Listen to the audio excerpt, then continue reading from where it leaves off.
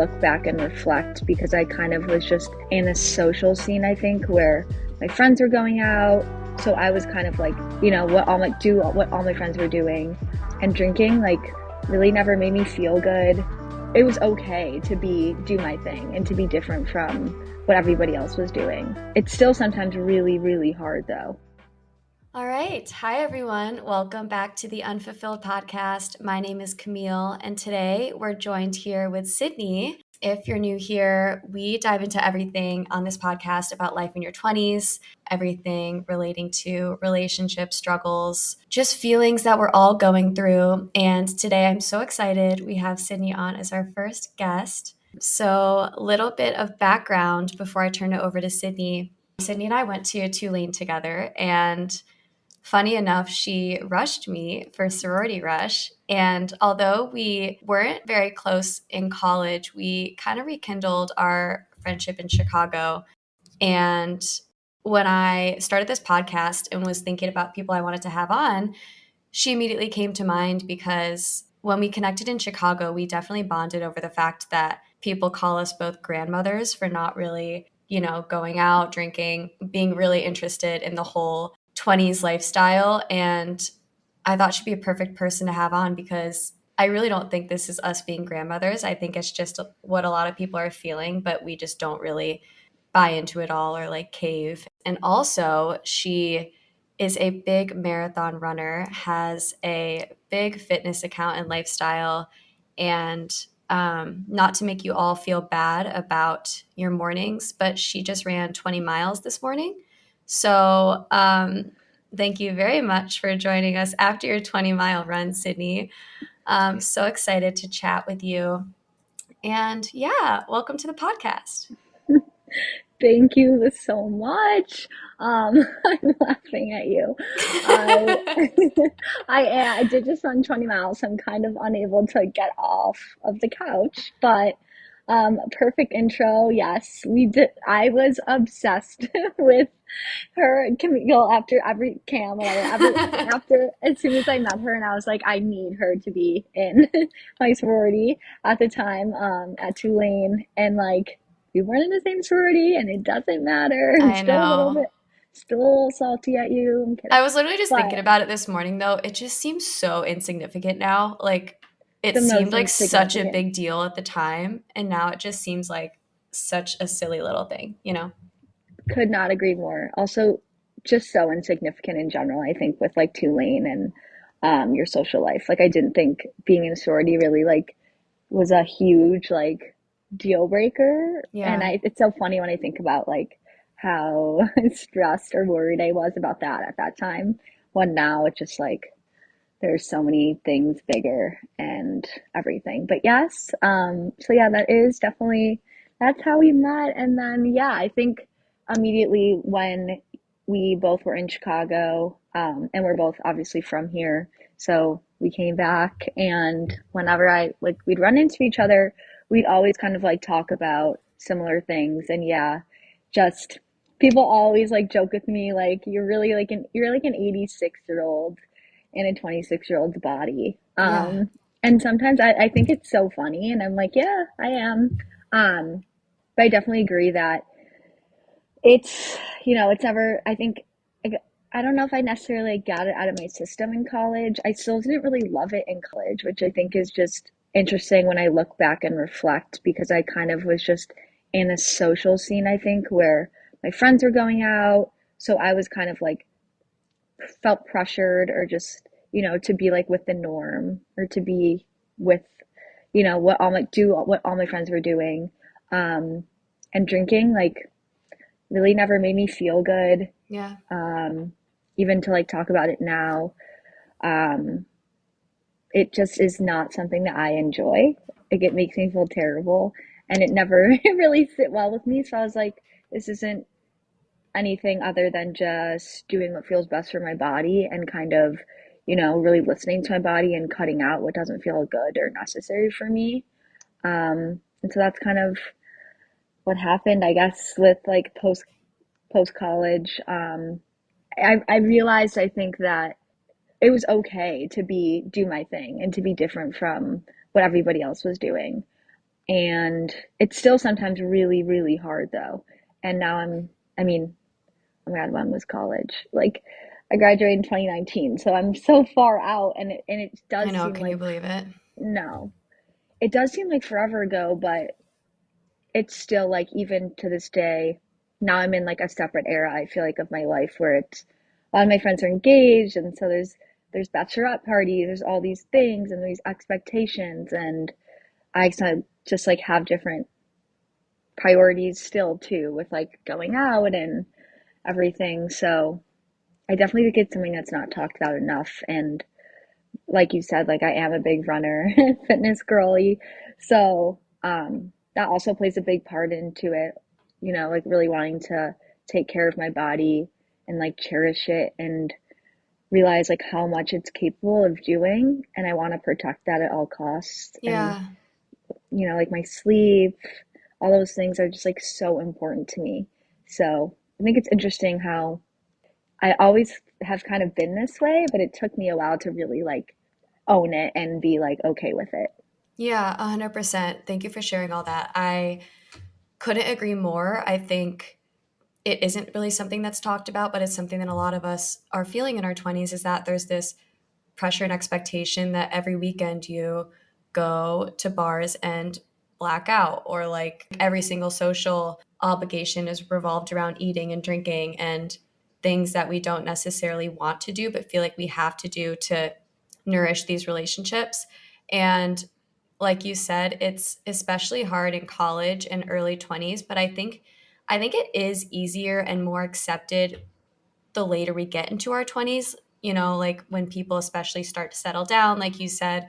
I think it does get a little bit easier, and I think along with that, we become more confident in who we are. So I love how you talked about the fact that you came to terms with the fact that it wasn't really for you, and you really started to lean into that. And obviously you sound happier like leaning into that and like stepping away from going out and drinking and being social all the time. How have you felt it's impacted friendships though? Because I know personally, I almost feel like I need to make myself go out and do that because that's how you make connections and see people in a social setting. And I think it's hard to find social opportunities that don't revolve around that. So I think that's especially something I felt the last few years is what's really hard, is even when I don't feel like going out and drinking, I still want to be social, but often the two come hand in hand. Yeah, for sure. With friendships, it's been interesting. And I think now I've really been able to kind of embrace that my true friends or the people who really care about me and like love me and people who I really want in my life are people who support my decisions and just love like me for me and know that like what I'm doing is right for me. And even if these people like have completely different priorities than me, still want to go out and still want to drink, they'll just accept me. And I think that's just really important. But again, it does go hand in hand. So, in terms of like being social, and usually, especially like in the winters in a cold place like Chicago, New York, a lot of people are like, what do you do in the winter besides go out to eat or go out to drink? And so, what I've just kind of found myself doing is like going to dinners, and if everybody's drinking, like I just won't drink, but I'll like go and hang out. Or now that I'm like, I guess later in my 20s, which is weird to say, because like I'm turning 27 in 2 Yeah, months. careful. So You actually are a grandma, Sydney. So no, yeah, I'm basically there's some truth 30. behind it. I'm basically 30. Basically 86, actually. Um, yeah, but I think like now it's like you talked about, it's definitely more accepted, but it's still something that I struggle with. Like people will make comments to me. People have made comments to me that like hurt and just haven't felt good. Like you're not fun anymore, or you used to Yeah. be so fun. Yeah. Um, or like, are you going to be fun tonight and have a drink? And Yeah. it's like that just kind of doesn't feel good. Um, at all. Not even going to sugarcoat it. Like that feels terrible, Right. especially because like I love this version of myself, and I don't Yeah. want to be anybody else, and I will never really change who I want, like who I am for anybody else. And I think the people who I continue to have in my life fully support and embrace that. And the people who are no longer in my life just um, truly like aren't meant to be in my life because they don't serve me and they see me as if somebody sees me as not, you know, being fun or, like, are you gonna, you're just like not yourself anymore. And it's like, no, I'm actually like the happiest, best version of myself that I've ever been. Yeah. Um, and so I think with what you talked about, it's really hard. It's especially hard in college too, because I think for a lot of college, and like it's now when I'm, almost 27, so I'm looking back on it. I was really unhappy. Like I was really unhappy just with, the pressure, the constant pressure to go out. And if you're not going out, why aren't you going out? Like what's your reason? Yeah. Like you're such a loser. Like come on, come have fun. Sydney, I Um, wish we were closer in college or ended up in the same sorority because I literally was in the exact same boat. Like my entire house, junior and senior year, was going out to parties all the time. And I literally would be the one like in bed with popcorn at like 8 p.m. because I just like yeah. couldn't keep up. And I was so unhappy. And then something I do want to get into later in the call, but like when I was unhappy, I felt I was like more restrictive and controlling and like trying to be even healthier because I'm like, well, those are things I can at least control because like my happiness doesn't seem to be in my control.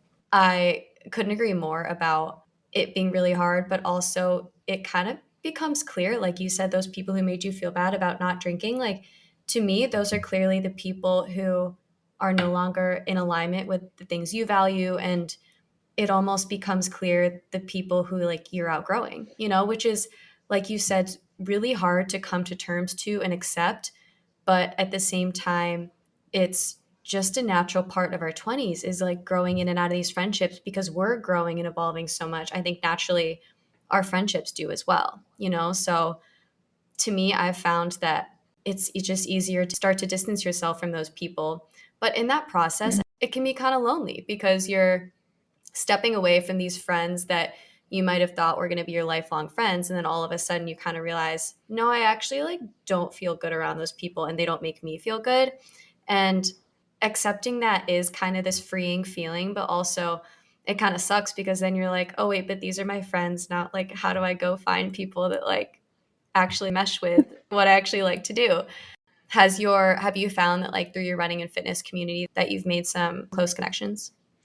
Yeah, I was actually just gonna say, just tagging off of what you said, Yeah. getting older and growing and evolving. It's not just us, like everybody, we get older, we grow, we change, we evolve, and that's normal. But nobody tells you that things are gonna change. Like Yeah. nobody prepares you for this, which No, I've you like think that talked your to high my school, mom. college friends are your lifelong friends, and then all of a sudden, Hmm. like, it's not. Yeah, I've talked to like so many people about this. I wish somebody would have told me that this would get so hard. And I feel that way still sometimes. But with going off of what you said, um, I definitely have kind of honed into my like people and a lot of my really good friends right now, besides, I still obviously have some like high school friends and college friends that I'm still really close to, but a lot of my like really true best friends have met like somehow through the fitness community. Yeah. Like some of my like a lot of my like best friends, um, like running friends, girls I run with every single day, um, have really become like my people. And it's so interesting because runners can come in all shapes and sizes, but like I've found people who are just so similar to me and like to do the same things as me. And even one of my like best running friends, like we're so similar but also so different. But she would never, like judge me for who I am and making the choices that I make. Yeah. And she's still like she does her thing. She goes out sometimes, she drinks. She's also training for a marathon and is a kick-ass runner. She's also training for Boston. And so a lot of my like really close friends have definitely become people who I share really similar like interests with and passions as. And so with that, of course, running and just fitness in general, I've met some really awesome people, which has really helped me, especially in times of feeling low or feeling like I can't explain to my friends why I'm upset. Like, I'm, how do I explain to you that I can't go out tonight because I have to get up tomorrow at 5:45 and run Yeah. 20 miles? It's like, Yeah. not a lot of people can get that, but my running friends can. So it's just like, it's a different friendship. But a really like, some of these girls are truly my best friends, and I've met them through running after college, most of them like completely like random, some even like the girl I ran with this morning, for example, we literally became friends through Instagram. Yeah. We she was like, I'm also training for Boston. I live in Chicago. Like, let's meet up and run. And now I consider her one of my best friends. And we're together all the time. So every time I think about and reflect on the friendships that maybe I've lost, or the friendships who where thought they would be my best friends forever, Mm-hmm. I think about how many newer friendships I've added into my life Yeah. through things that I love and like hobbies, even if it's like, you know, nothing to do like with fitness, just anything, like finding someone who just shares common ground with you or common values or makes you feel good within yourself. It's so important. And I wish I would have known it earlier, but glad I Yeah. know now. Absolutely. I couldn't agree more. I think there's really something to be said about finding people who value similar things to you. And I think a lot of people hearing this would be like, okay, yeah, no, I agree. It's like good to have friends who like share your values, but I think it's a lot easier said than done, especially because I noticed this especially in Chicago. Like everyone kind of stays in their little cliques, like the high school college cliques that people are just like really hesitant to like step outside of, and it makes it really hard to make new friends, especially because personally none of my college friends were in Chicago and a lot of my home friends weren't either, so I didn't really have this like built-in friend group, and I found it really hard to like make friends because the people I would meet kind of already had their own little like cliques and bubbles from college and high school. And I would look at those people from the outside and be like, wow, I kind of wish I had that. But also then I would wonder, are they like really happy though in those friend groups? Or are they just kind of comfortable and complacent because they're scared to step outside of it and, risk being seen as like lonely or like meet new people or whatever. So it made me wonder, is everyone just really happy in these friend groups, or are they just kind of scared to face the reality that maybe these people aren't for them? And I think one thing I've found too is recognizing how you feel after spending time with someone. Like you said, there's certain people that I spend time around that I would feel like so drained or like insecure and bad about myself, and then there's other people who are so supportive of me, who are uplifting and would never question anything that I choose to do or that I value, or like would never judge me for being myself. And those are the people I ultimately want to surround myself with. I think everyone does, but they're hard to find. So I think that's Yeah. awesome that you found that community of people who support who you are now. And I think it's really healthy to have like a balance of like, okay, there's these select people from high school and college that I'll always be close with, even if they're not marathon runners, let's say. And then there's those people who I'm going to like add on along the way who maybe like can support like the running side of me. Yeah, for sure. And I think it's true, like similarly, I mean, kind of similarly, but most of my college friends, I mean, I have one college friend who lives in Chicago. So none of my college friends were here after college, but a lot of my home friends were. Hmm. And now as we get older, we're kind of scattered around. But I definitely think if you look deeply into like what a friend group is, it's kind of just it's interesting because it's silly. When you really think about it, like my high school friends will always be my high school friends because we were friends in high school and we were so close and we've always been like a friend group. Yeah. Um, but also, with that being said, it's like we've also all grown so much and have become completely different people. Like high school was a decade ago. Yeah. So, which is really crazy, but it's just like we talked about earlier, people really change and grow and evolve, and like that is okay.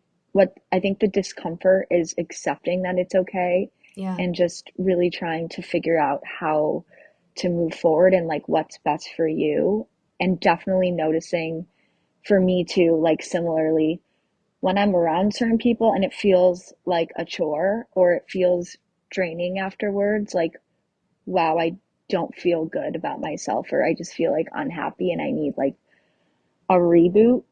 Like a, No, for sure. you know what I mean? Like it's just really like realizing that and being listening to yourself, like your internal dialogue. Sometimes it's so much easier said than done. Sometimes I'm just like, wow, like this person does not make me feel good and I want them like out of my life. And it's Yeah. like so much easier said than done, right? Like how do you just cut somebody out of your life who you've been friends with for so long? Yeah. Or especially if you Um, don't have like a whole 20 other friends to turn to. Like sometimes in your 20s in cities, you only have a select number of close friends. You don't want to just drop someone, you know? for sure. I mean, it is really challenging. It is. I'm so happy you started this podcast because truly, like, I'm always like, somebody needs to write a book or like a novel, truly, about, or there needs to be a college class about like what Yeah, happens after, literally. because I was so unprepared. And I think, it's natural and it's so good, like, so important to continue to talk about it because it needs to be like more normalized and more talked about, that this it's just like how you pictured your life when you were in high school is probably not how it's going to turn out Yeah, afterwards, even how you pictured it in college, so like different. it's so completely different Yeah. in all aspects. So I think too, it's hard because for example, in college, I would think about living in a city in my 20s and I was like, I can't wait. I know it's going to be when I thrive. I know I'm going to be so much happier in my 20s than I am now in college, just like going to frat parties and like living this unsustainable lifestyle with ingenuine friendships. And then you enter your 20s living in a city and it's like, no, it's still really hard. Like there's so many different struggles that now come along with it, and you're kind of just thrown into this new lifestyle with new people and this new way of life, and at the same time we have to figure out who we are. And it's I just think it's a huge transition period that is talked about as like our best years, but I think honestly they're like some of our hardest years because we're supposed to be adults and supposed to have everything figured out and be on this career path, but most of us don't know what we're doing. We don't know who our true friends are. We don't know who we really are. I think there's this conflict of it's supposed to be like our most fun free years where we have no strings, no kids, we're young, fun, whatever. But at the same time, we're like confused and anxious and terrified and like don't really know what's going on. So I think, yeah, I think it's super helpful to talk about all these things more because I think connection doesn't just come from being going out and being social with people. Like I've found I've connected most with people, like example A, like present company included, about difficult stuff that we feel in our 20s, you know? So I love these kind of conversations. And whenever, even with like a new friend, I like kind of dive into stuff like this, I'm like, oh my God, so you feel that way too? I'm not like crazy and alone, because you look on social media and you're like, okay, this person has a million friends, they have a perfect life, they're super happy, blah, blah, blah. But I genuinely don't think any single person our age actually feels that way, you know? 100%. Yeah, social media is social media, so we always have to take it with, a grain of salt. And like honestly, like when I started my fitness account, it was when I decided to run the marathon and I was going through a lot of things like health wise, separately from like obviously just life in your 20s, but also going through a really hard, I think, life event. Like during my 20s was made it even harder to kind of figure everything out. Yeah. But once I started my fitness account, I really started it as just a way to like document everything that was happening like during my first marathon training cycle, because I truly thought I would be like a one and done.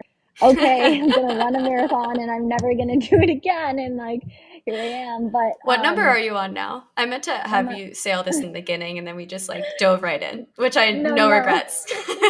you're so good. I'm on three. So I've done Chicago twice and then I'm doing Boston in 8 weeks, I think it is. Oh my God, So crazy. cool. Yeah. But yeah, so when I started, I just really wanted it to document everything and so I could like I would never forget it. Yeah. And then it turned into something bigger and I really liked it. But with that being said about social media, I find it interesting because I don't really go on like my regular Instagram account. I really just go on my fitness one because it's like-minded individuals. We connect so much and like even strangers are now friends, which Yeah. is really weird.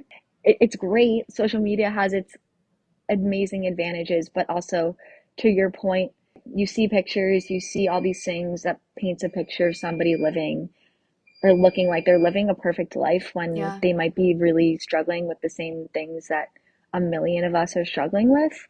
And I mean, even same thing for running. Like, I post most of the time things that are going really well when, like, in reality, it's like, oh, this week has been awful. This hurts. This run was really hard. Yeah. My body feels like trash. I am starving consistently. Like, here's actually what a week of marathon training looks like. Yeah. Yeah. Like Um, unfiltered. yeah, Yeah. completely. So maybe you just inspired my next post about here's actually what's going on in my life right now. I am so Good. dead. My legs are dying, but yes, Here I like am sitting on the completely, couch on this podcast literally. because I can't stand up. No, I so agree. It's funny. I was the same way. I had Instagram deleted like most of the time. And when I started this podcast, I was like, okay, I need to like bite the bullet and kind of like get back on social media because if I want anyone to find this podcast, I need to make social media for the podcast.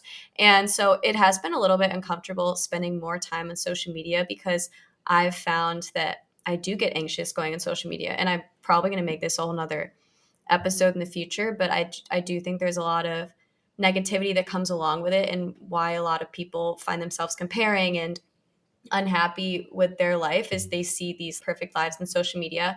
But I think similar to what you said, I've enjoyed creating the Unfulfilled Podcast Instagram account because I only really follow and I'm trying to like build this community of people who post really positive, supporting, uplifting, and real things and not just here's my like trip in Italy, here's me skiing on this mountain with all my perfect friends and boyfriend and whatever. I think there's a lot of potential in social media to establish a really healthy community and to find like-minded people. Like you said, your running partner, you literally found her on Instagram. So I do think with social media it comes down to like a balance and like the way you use it, like not doom scrolling, but maybe posting positive content and like how you really feel and documenting and getting support from other people, you know, who are in similar boats. So I do think it's a fine line there. And you were talking about on your fitness account and fitness journey. So actually, how did you get into running and specifically running marathons and fitness in the first place? When did that kind of start and how has it positively impacted your life since you've become really involved in it? So I ran I ran track and cross country in high school, but Yeah. I was like a pretty, I mean, I was like an average runner. I really liked running. I actually, excuse me, sorry. I did cross country in the fall Hmm. of high school because I grew up being obsessed with basketball. Like, I thought I was going to play basketball in college. I Oh, thought I was going to, wow. like, yeah. So I was obsessed with basketball. You didn't want to play And two-lane basketball? no. Um, but my dad was like, "You should do cross country to get in shape for basketball." And I was like, "Okay." But it wound up like a lot of my high school friends did it. It was super fun. I wound up loving it. Hmm. And so then I decided to do track. So I ran in high school and then, but like nothing serious, obviously. And then at Tulane, I would run all the time, like in Audubon Park and stuff, my favorite place to run. I miss. Um, Miss so much. But there's a lot of things that go into everyday life in college. And I think running, it was something that it's always been something that I've loved and it's always been something that I've been passionate about. But I would say in college, it felt sometimes more like something I had to do or thought I had to do Oh my God, yeah. because I felt so terrible every single morning, like Hmm. after drinking or a night out, like so, so terrible. And I Yeah. felt like I definitely felt like an unhealthy, relationship and was witnessing unhealthy relationships with people like around me with food and just body image. And of course, like we're girls in college, and we're girls in our 20s. Like it's a really hard thing to navigate, but I definitely felt a lot more like I it was something I had to do, Yeah. not something I wanted to do all the time. Um, and granted, I've always been a healthy person, healthier person for most of my life. So, like staying healthy and going to the gym has always been important to me. But I want to emphasize the fact that in college, it definitely felt like, again, kind of what you said, like I couldn't control a lot of things, but I could control going to the gym for Mm-hmm. X amount of time, or how I ate or what I ate.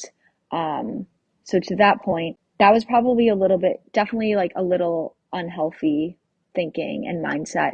And then my mindset really shifted, I think, out of college, a little bit still like I've always been a runner. Like I really have, but I think like during COVID and after COVID, obviously during COVID we were locked up. So there wasn't much to do in terms of like movement.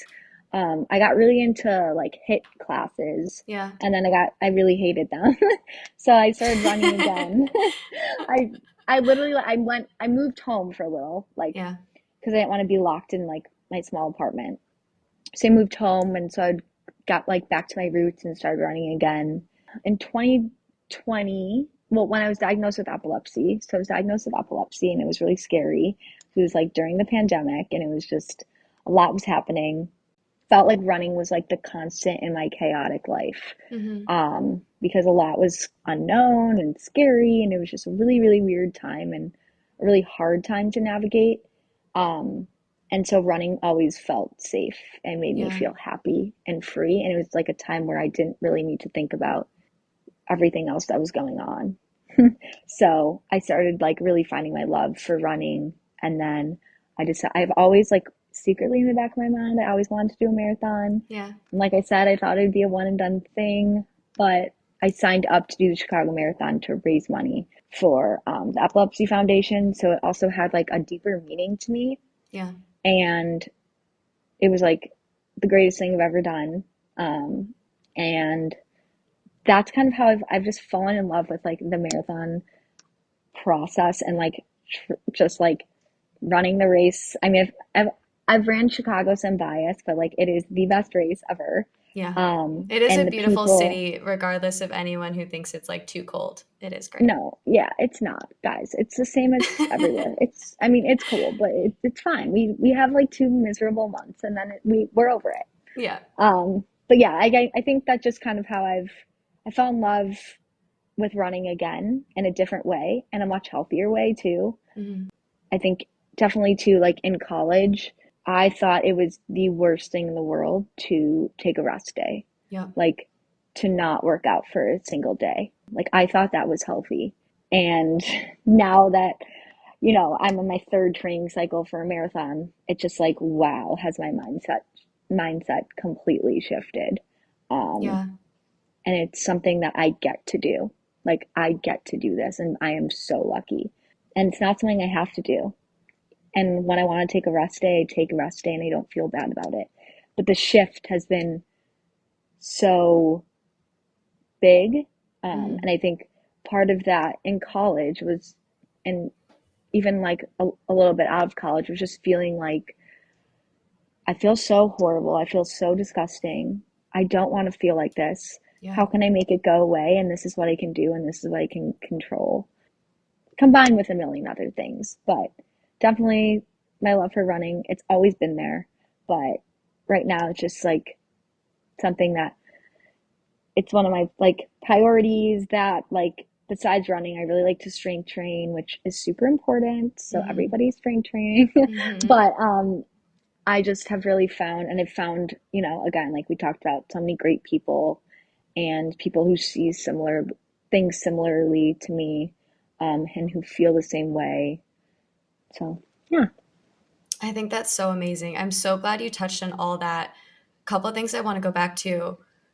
I so agree that in college I felt the exact same way. I felt like I had to run every day. I wouldn't take even like one day off exercising. I think there were a lot of like unhealthy thoughts in college because it's just like this 100% fast paced lifestyle. Either you're fast paced partying or you're fast paced studying or you're fast paced working out and cleansing, whatever. Also, at those ages, especially for girls, like you said, there's so much unhealthy behavior around food and restricting and binge shrinking. And there is a lot of unhealthy behavior around that. And when you're surrounded by that, it's hard to not fall into that trap. And I was I was 100% in that trap as well. I think since I was also unhappy a lot of the time in college, I found I would just like make myself extra healthy or like work out extra and it would like make me happy. Yeah. But really, the times that I was more restrictive and controlling made me even less happy, whereas I couldn't agree more. Later into my 20s, I've learned to develop more of a balance with, okay, actually, I'm happier if I like let loose a little bit and incorporate balance, But I think that's also hard to do because we have these thoughts ingrained in our head, whether it be from our years in high school and college where we were surrounded by it or in social media, all these things that we're being fed that like, don't eat this, don't eat that, do eat this, do eat that. And then it's constantly changing. And it's so confusing and difficult to overcome these restrictive and controlling thoughts. You were mentioning like a shift outside of that thinking. How have you been able to shift away from those restrictive and controlling thoughts, especially when you're in this intense training? I'm sure it's especially hard to allow yourself to kind of like indulge, and remind yourself food is fuel and that rest days are good. How do you incorporate that balance when you're on such a strict training schedule, or just for anyone who's not running marathons like me? Yeah, no, I think it's so important for everyone. I think, for me, yeah, with being on such like a strict training cycle, it took me a very, very long time to like Mhm. really like truly believe in this shift, and like understand the importance of it and like how beneficial it actually be to my life. But even things that like I would view as so bad for you or, things that like I could never eat. I realized that like in college, me and my friends at night we'd be so hungry all day Mhm. that like at night we would just uncontrollably eat, like Mhm. uncontrollably. And it wound up, just being terrible and like why don't we just fuel our bodies during the day? And Yeah, I because then think you wake up for feeling horrible. right. And it was like very, very hard. And sometimes I even remember just feeling weird, like eating lunch in college. That wasn't just like a norm. And so it's so crazy that like when I look back at that, I'm like, because now having that shift, like you said, food is literally my fuel. Yeah. There are some days, I mean, as a runner, and I think this is not talked about enough, but you, especially as a marathon runner, you're hungry all the time because Mhm. you're putting out so much energy, right? And so you need to give that energy back to your body. Yeah.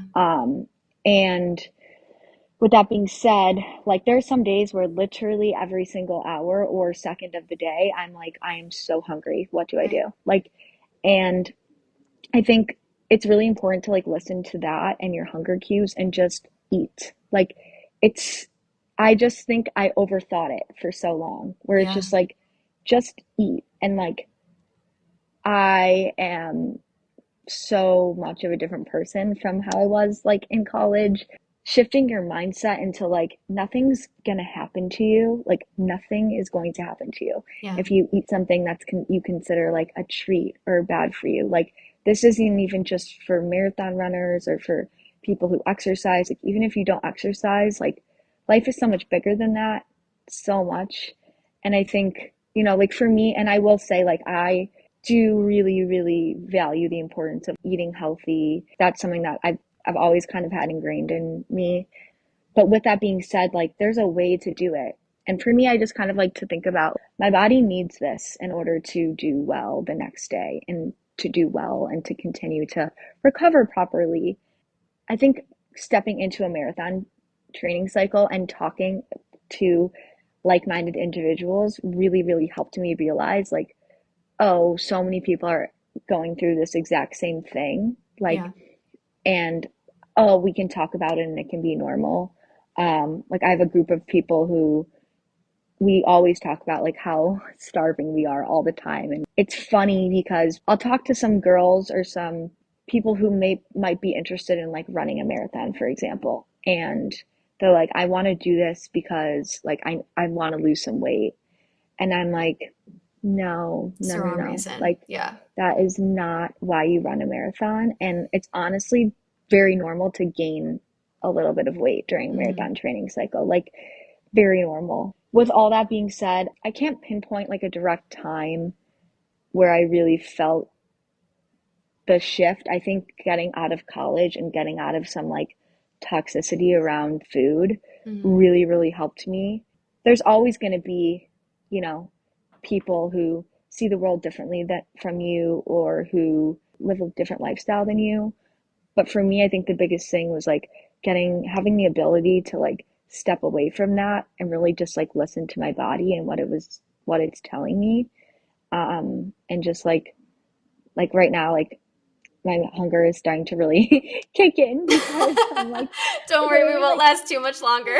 my stomach is grumbling, but it's like, okay, I'm gonna go eat now. And it's just like, that's what you do. I don't know. Yeah. Like it felt like a foreign concept though like definitely a lot of times in college, I think. So Yeah, I think there's so much truth to that. For so long, we wouldn't let ourselves listen to our body because, at least for me, I found it was like it was either black and white. I would think like, oh, that's good for me and that's bad for me, and I would only kind of let in the things that are good for me. And I think also it all comes down to like insecurity, right? Like when we're younger and not really confident and secure in who we are, we internalize a lot more of what everyone else is doing and saying. So when I would see people act a certain way or do a certain thing or say a certain thing, maybe they would say like, "Oh, that's really bad for you," or like, "Oh, that is going to like make you gain weight," or something like that. I would internalize it and I'd be like, "Okay, great. So I'm not going to eat that anymore." You almost like you absorb everything around you as these rules that you kind of start to like follow in your mind. And I think that's just such a toxic mindset to have. And it sounds like we both kind of struggled with that is when you're surrounded by that, of course you're going to like think that you have to be like that because you want to fit in. You want to make sure you look good, to feel good and all of that stuff. But I think listening to your body is truly the biggest form of self-love. And I've totally been there too because I'm not training for marathons. One day I would love to, but like I do a ton of yoga and I do work out every day, obviously, unless I'm just like taking a rest day and I'll go on a walk or something. But I am very active and I eat very healthy. But there's certain days, whether it be because I've exercised a ton or I'm hormonal or like whatever, where I literally can't stop eating. And it's almost kind of uncomfortable. And sometimes those thoughts come back where I'm like, oh, I really shouldn't eat anymore. I've gotten to a point where I'll pause and be like, no, no, no, your body's telling you you need food. Like that's a positive thing and it needs that fuel. Like if your body's hungry, it's never a negative thing to feed it, you know? And I think it's so freeing and refreshing to like be able to lean into that and not compare yourself to the person next to you eating like a salad or whatever when you just like no, your body needs like that big fat sandwich right now or whatever. And yeah. I think that also just comes along with being more confident in yourself and your body and your lifestyle is when you kind of stop comparing and recognize what's best for you and your body. Yeah, I think that's very true. Like also now that I'm even like thinking about it, like you just made me like really think about like that was a time too in my life where I was super insecure and not comfortable with myself, like Yeah. figuring myself out and finding myself. And now that I am really like comfortable with who I am and like very like I feel very so much happier and so much more secure. Once that like a lot of that insecurity went away, I think it just helped me like form a more healthy relationship with those types of things and feel just like this is just who I am. Like this is Yeah. just me. We need to stop judging ourselves because we need to be our biggest supporter and like the person that loves us the most, you know? So it does Yeah. make me sad thinking back to those times when we were so mean to ourselves, you know? And I just want anyone listening to just like love yourself a little more. Like if your body's sending you signals, that's a signal that you should not ignore and you need to listen to that, you know? And I think that's just something everyone needs to do more of is like self-love and that is self-love. Anyways, you need to go eat a huge meal, but also, um, last question, even though you're in your 20s, what is some of the best advice for someone who is in their 20s, navigating through maybe anything that we just talked about? What would be the piece of advice that, like you said, you wish someone had told you, even though you're still only 27 and not 86? Yes, and this is something, I mean, like I said, like I wish somebody would have given me a book, or I wish I could have taken a class in college about how different your life might be from how you expected it to be. My biggest piece of advice would be really just give yourself grace and hone into who you are and who you want to be and Mm, who makes you feel good. Protect your peace and protect your energy. Like, really, really listen to your inner dialogue with yourself and realize, like we talked about, who makes you feel good when you're around them and who doesn't make you feel good when you're yeah, around them. And just as hard and uncomfortable as it can be, you have to kind of, in the weirdest way, like embrace the discomfort in order to like really be happy and fulfilled with yourself. And that's so much easier said than done. Like, there are so many days and like nights to still now where I struggle and I'm sad about, maybe a friendship that has changed and evolved in a way that I did not expect it to. yeah, And I mean, that happens to me all the time still. But I think when I'm feeling down or upset, I'll have people who will remind me, like, did that person really ever make you feel good though? Like, was being around them ever really lifting you up?